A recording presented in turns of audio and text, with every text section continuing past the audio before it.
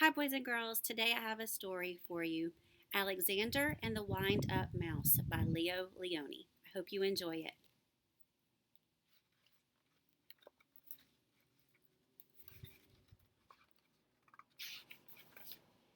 Help! Help! A mouse! There was a scream, then a crash.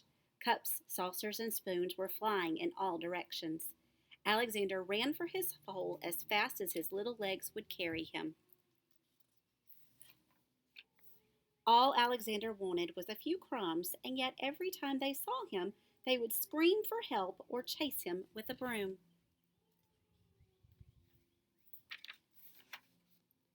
One day, when there was no one in the house, Alexander heard a squeak in Annie's room. He sneaked in, and what did he see?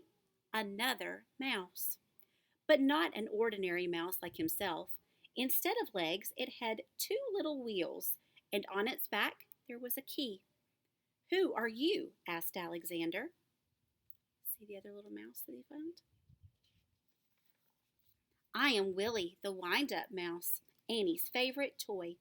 They wind me to make me run around in circles. They cuddle me, and at night I sleep on a soft white pillow between the doll and the woolly teddy bear. Everyone loves me." "They don't care much for me," said Alexander sadly. But he was happy to have found a friend. "Let's go to the kitchen and look for crumbs," he said. "Oh, I can't," said Willie. "I can only move when they wind me. But I don't mind. Everybody loves me." Alexander, too, came to love Willie. He went to visit him whenever he could. He told him of his adventures with brooms, flying saucers, and mouse traps. Willie talked about the penguin, the woolly bear, and mostly about Annie. The two friends spent many happy hours together. But when he was alone, in the dark of his hideout, Alexander thought of Willie with envy.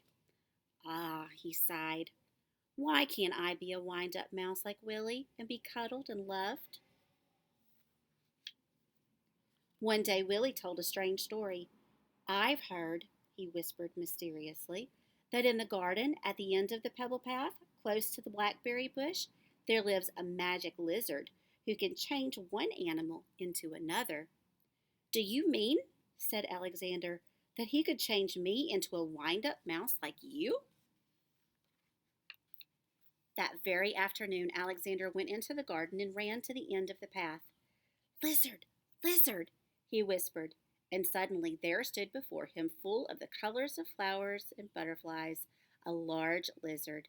"Is it true that you could change me into a wind-up mouse?" asked Alexander, in a quivering voice. "When the moon is round," said the lizard, "bring me a purple pebble."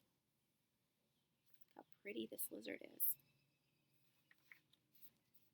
For days and days Alexander searched the garden for a purple pebble.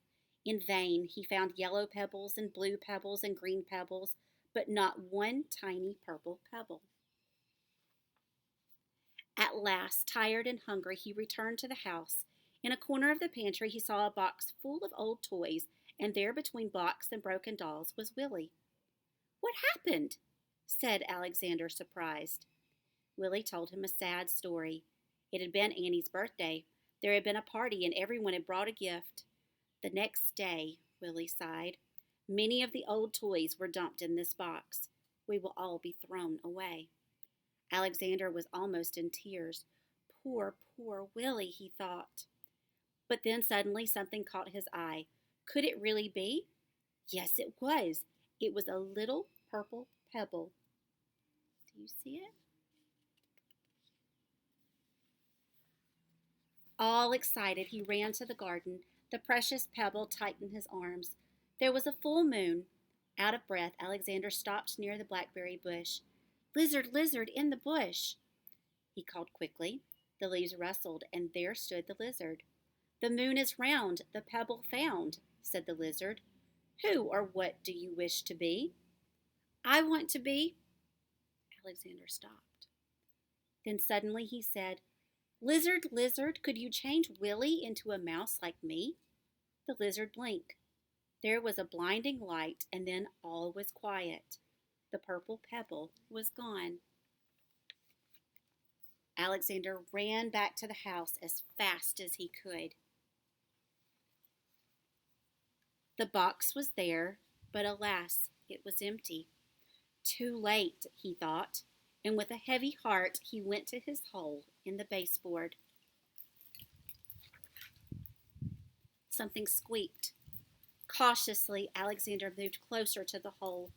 There was a mouse inside. "Who are you?" said Alexander, a little frightened.